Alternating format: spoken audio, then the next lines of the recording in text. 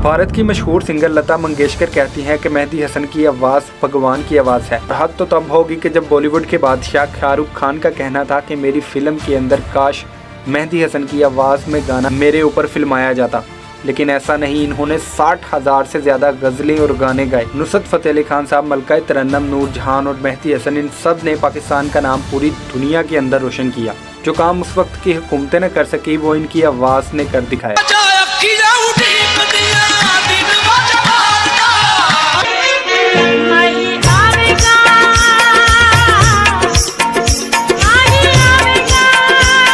शहनशाह गज़ल मेहदी हसन साहब 18 जुलाई 1927 को भारत की स्टेट राजस्थान में पैदा हुए। आप ख़ानदानी गायक थे। आप अपने ख़ानदान की 16वीं पीढ़ी थे। आपके वालिद का नाम अजीम खान था, जो कि राजा जयपुर के दरबार में गायक होने का शर्फ रखते थे। आपके पहले उस्ताद भी आपके वालिद थे। आपने अपने वालिद से ही संगीत की तालीम ली थी। आपने पहली परफॉर्मेंस भी राजा जयपुर के दरबार में दी। कमाल की बात तो यह है कि आपकी उम्र इस वक्त सिर्फ 8 साल थी और आपकी आवाज़ में रवानगी देखकर महाराजा ने आपको इनाम से नवाजा। आपके चचा और आपके वालिद ने आपकी परफॉर्मेंस को देखने के बाद फैसला किया कि आपके ऊपर मेहनत की जाए। आपने संगीत के साथ साथ अपनी तालीम को भी जारी रखा। आपकी आवाज़ को सुनने के बाद बहुत बड़े बड़े गुलकार यही कहते थे कि मेहदी हसन की आवाज़ खुदा की तरफ से दी गई एक नेमत है। भारत की मशहूर सिंगर लता मंगेशकर कहती हैं कि मेहदी हसन की आवाज़ भगवान की आवाज़ है। वो कहती थी कि मेहदी हसन के गले में भगवान बोलता है।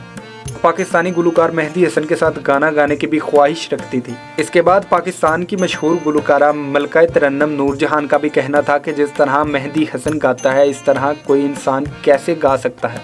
हद तो तब होगी कि जब बॉलीवुड के बादशाह शाहरुख खान का कहना था कि मेरी फिल्म के अंदर काश मेहदी हसन की आवाज़ में गाना मेरे ऊपर फिल्माया जाता।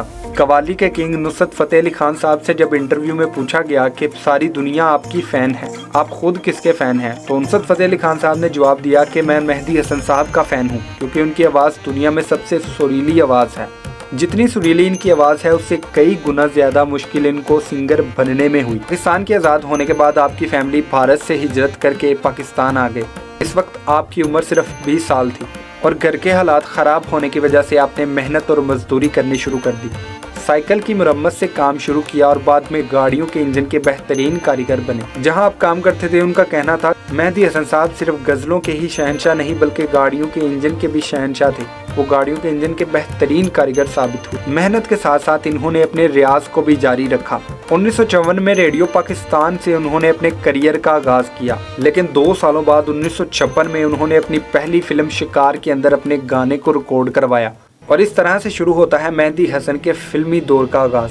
फिर आपको शोहरत जिस गज़ल से मिली थी वो फैज़ अहमद फैज़ की गज़ल थी। इसको रशीद अहमद कतरे ने कंपोज किया। यह फिल्म फरंगी का गाना था। अब इधर से शुरू होता है मेहदी हसन के अरूज का दौर। इससे आगे इनकी ज़िंदगी की स्टोरी को सुनकर आप भी हैरान परेशान रह जाओगे कि कोई लड़का इतना कैसे जुनूनी हो सकता है। मेहदी हसन साहब 16-16 घंटे रियाज किया करते थे, यानी मगरब से लेकर अगले दिन सुबह तक। मेहदी हसन साहब ने 4 सालों तक मुसलसल सूरज को निकलते हुए देखा था। इनकी आवाज़ इतनी सुरीली थी कि इस वक्त हर शायर की ख्वाहिश होती थी कि उनकी गज़ल मेहदी हसन साहब की आवाज़ बने। 60 और 70 की शायद ही कोई कामयाब फिल्म हो जिसके अंदर मेहदी हसन साहब की आवाज़ ना मौजूद हो।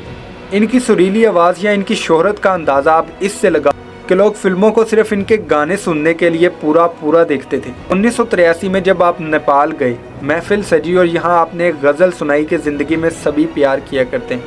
ये मिसरा बोलने के बाद आप खामोश हो गए। शाह नेपाल आपको सामने बैठकर देख रहे थे।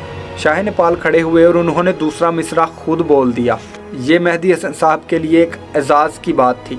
अब यहाँ तक वीडियो देखने के बाद शायद आपको लग रहा होगा कि इन्होंने भी आजकल के दौर के सिंगरों की तरह 200 से 300 गाने गाए होंगे, लेकिन ऐसा नहीं। इन्होंने 60,000 से ज़्यादा गज़लें और गाने गाए। अगर बात की जाए आपको मिलने वाले अवार्ड्स की, तो सदर अयूब खान ने आपको तमगा इम्तियाज़ से नवाजा। 1985 में जनरल ज़ियाउल हक ने आपको प्राइड ऑफ परफॉर्मेंस का अवार्ड दिया। 2001 में पाकिस्तान टेलीविज़न की तरफ से आपको लाइफ टाइम अचीवमेंट अवार्ड दिया गया।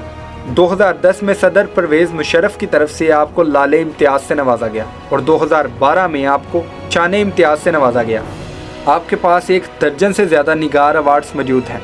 शाह नेपाल और इंडियन गवर्नमेंट की तरफ से दी गई अवार्ड भी आपके पास मौजूद है। इंडियन की मशहूर गुलकारा लता मंगेशकर की ख्वाहिश थी कि वो मेहदी हसन साहब के साथ एक गाना गाएं, लेकिन यह ख्वाहिश ही रह गई। खान साहब ने उनके लिए 4 से 5 गज़लें लिखी भी, लेकिन जब गाने का वक्त हुआ तो वो खुद बीमार हो गए। उन्होंने ये गज़लें किसी के हाथ लता जी के पास पहुंचा दी और कहा कि तुम ये खुद गा लो। फिर ऐसा मौका भी आया जहां लता जी और मेहदी हसन साहब ने एक गाना किया इकट्ठे, लेकिन इसकी रिकॉर्डिंग अलग अलग हुई थी। 2009 के अंदर आपने एक गाना गाया कि तेरा मिलना बहुत अच्छा लगता है।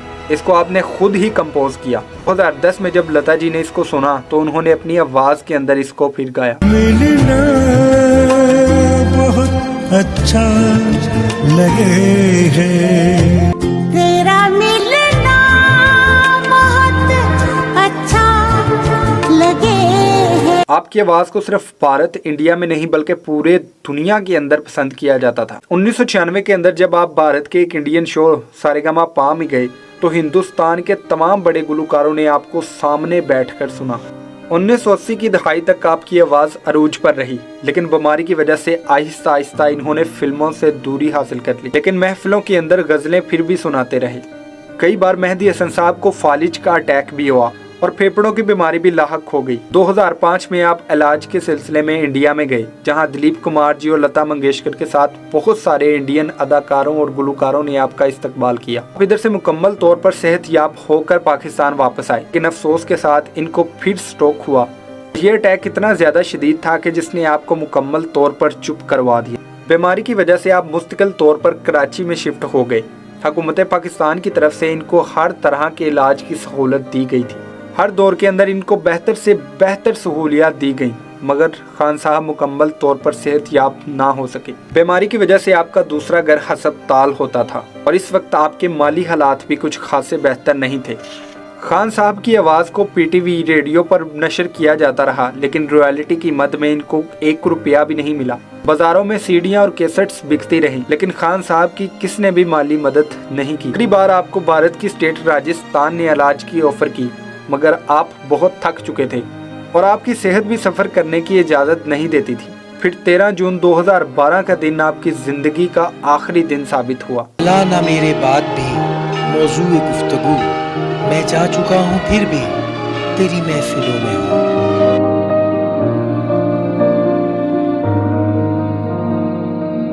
अब के हम बिछड़े तो शायद